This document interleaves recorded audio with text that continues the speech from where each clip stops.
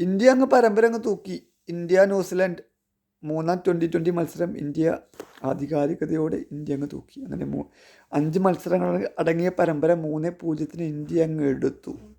അങ്ങനെ ഏകദിന പരമ്പരയുടെ തോൽവിയുടെ ക്ഷീണം T20 പിള്ളേരങ്ങ് തീർത്തു.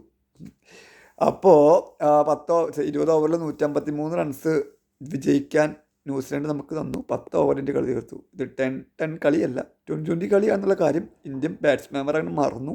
10 ഓവറിൽ കളി തീർത്ത്.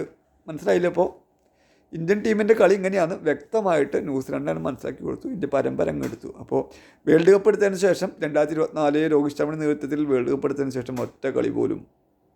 ഒറ്റ സീരീസ് പോലും ഇന്ത്യ തോറ്റിട്ടില്ല. സൂര്യകുമാർ യാദവിൻ്റെ നേതൃത്വത്തിൽ വേൾഡ് കപ്പ് കഴിഞ്ഞപ്പോൾ രോഹിത് ശർമ്മ T20 വിരമിച്ചുല്ലോ.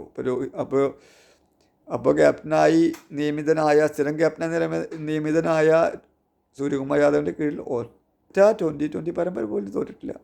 ഓസ്ട്രേലിയ അടക്കം പോയിട്ട് ജയിച്ചു. ഓക്കെ, ഈ മത്സരത്തിലേക്ക് കടന്നു വന്നു കഴിഞ്ഞാൽ വീണ്ടും നിരാശയായി സഞ്ജു സാംസൺ. തുടർച്ചയായി 3ാമത്തെ കളിയാണ് സഞ്ജു സാംസൺ നിരാശയോടെ കളം വിടുന്നത്. സഞ്ജു സാംസൻ്റെ പകരക്കാരനായിട്ട് വേണമെങ്കിൽ ഇഷാൻ കിഷാനെ പ്രതിഷ്ഠിക്കാം.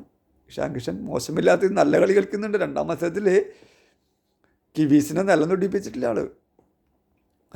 ഇനിയിപ്പോൾ ഒരു കാര്യം വ്യക്തമാണ്, തിലക് വർമ്മ പരിക്ക് മാറി തിരിച്ചു വന്നു കഴിഞ്ഞാൽ നമ്പർ 3-ൽ തിലക് വർമ്മ കയറും. സഞ്ജു ഇമാതിരി കളി കളിക്കുന്നെങ്കിൽ സഞ്ജുവിനെ അവിടെ നിന്ന് മാറ്റിയിട്ട് ഇഷാൻ കിഷാൻ ഓപ്പണിംഗ് ഇറക്കും.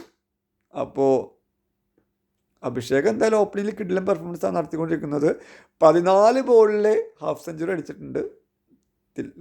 അഭിഷേക് 14 ബോളിൽ 12 ബോളിൽ ഹാഫ് സെഞ്ചുറി അടിച്ചിട്ടില്ല. അങ്ങേരുടെ ആശാനായ യുവരാജാണ് ഫസ്റ്റ്. പക്ഷേ 2ാം സ്ഥാനത്ത് 14 ബോളിൽ അടിച്ചിട്ട് ഇങ്ങനെ നിൽക്കുന്നുണ്ട്. 2ാം സ്ഥാനത്ത് നെക്സ്റ്റ്. അപ്പോൾ അഭിഷേക് ഓപ്പണിംഗ് സ്ലോട്ടിൽ സ്ഥിരമാണ്. സഞ്ജു 3ാം പ്രാവശ്യവും പരാജയപ്പെട്ടിരിക്കുന്നു. ആദ്യ ബോളിൽ തന്നെ സ്റ്റംപ്.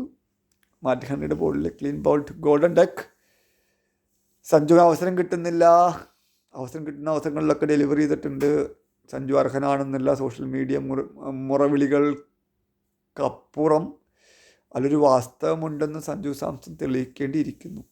ഈ മൂന്ന് മത്സരങ്ങളിൽ അവസരം കിട്ടിയിട്ട് പോലും സഞ്ജുവിന് നല്ലൊരു ഇന്നിങ്സ് ഡെലിവറി ചെയ്യാൻ പറ്റിയിട്ടില്ല. ഏതായാലും T20 വേൾഡ് കപ്പിൽ സഞ്ജു ടീമിലുണ്ട്. പക്ഷേ പ്ലേയിങ് ലെവലിലുണ്ടോ എന്ന് ഉണ്ടാവുമോ എന്ന് ഇപ്പോൾ സംശയമാണ്. ഇഷാൻ കിഷാനോടും ഡെലിവറി ചെയ്ത സ്ഥിതിക്ക് ഇനി എന്തായിരിക്കും സഞ്ജുവിൻ്റെ ഭാവി എന്നുള്ള ലെവലിൽ സംശയമുണ്ട്. വിക്കറ്റിൻ്റെ പിന്നിൽ മികച്ച പെർഫോമൻസ് സഞ്ജു സാംസൺ നടത്തുന്നുണ്ടെങ്കിലും അത് മാത്രം മതിയോ വേൾഡ് കപ്പ് ലെവലിൽ കിട്ടാൻ വേണ്ടിയിട്ട്? ഇഷാൻ കിഷാനും നല്ല മികച്ച വിക്കറ്റ് കീപ്പറാണ്. ജാർഖണ്ഡിനെ സയ്യിദ് മുഷ്താഖ് അലി ട്രോഫി ചാമ്പ്യന്മാരാക്കിയ ആളല്ലേ. വിക്കറ്റിന് പിന്നിലും ആൾ മികച്ച പ്രകടനം നടത്തും എന്നുള്ള സംശയമൊന്നുമില്ല. അത് കാരണം കൊണ്ട് സഞ്ജു ഇനി അവസരം കിട്ടുമോ എന്നറിയില്ല. കിട്ടിയാൽ സഞ്ജുവിൻ്റെ ഭാഗ്യം എന്ന് പറയാം. ഇല്ലാത്ത പക്ഷം സഞ്ജുവിനെ കരക്കിരുത്തിയിട്ട് ഇഷാൻ കിഷൻ ഇറക്കും. ഇഷാൻ കിഷൻ ഇറക്കിയിട്ട് ഇഷാൻ കിഷാൻ തിളങ്ങിയാൽ പിന്നെ സഞ്ജു വേൾഡ് കപ്പിൽ സ്ക്വാഡിൽ ഉണ്ടാവും. പക്ഷേ വാട്ടർ ബോയ് ആയിട്ടോ അല്ലെങ്കിൽ ബെഞ്ചിലിരുന്ന് കളി കാണാം ലെവലിലായിരിക്കും. കാരണം പറയാനില്ല. 10 ഓവറിൻ്റെ കളി ജയിച്ചു. സൂര്യകുമാർ യാദവ് കഴിഞ്ഞ മത്സരത്തിൽ നിർത്തിയെടുത്തുനിന്ന് തുടങ്ങി 2ാമത്തെ 50 അടിച്ചു. 2ാം മത്സരത്തിൽ 84 റൺസ് എടുത്തിരുന്നു. അഭിഷേക് ശർമ്മ ആസ് യൂഷ്വൽ അടി തന്നെയാണ്. എന്തായാലും ന്യൂസിലാൻഡ് ബോളർമാരെ നിലം തുടിക്കാതെയുള്ള ഇന്ത്യയുടെ അടിയിൽ ന്യൂസിലാൻഡ് വീണു. 3-0 ഇന്ത്യ മുന്നിലാണ്. പരമ്പര ഇന്ത്യ അങ്ങെടുത്തു. ബോളിംഗ് ഡിപ്പാർട്ട്മെൻറ്റിലേക്ക് വരികയാണെങ്കിൽ ഇന്ത്യയുടെ all time fantastic bowler Jasprit Bumrah 4 ഓവറിൽ 17 റൺസ് വിട്ടുകൊടുത്ത് 3 വിക്കറ്റ് വീഴ്ത്തിയിരിക്കുന്നു. ഞാനിവിടെ തന്നെയുണ്ട്, എവിടേക്കും പോയിട്ടില്ല.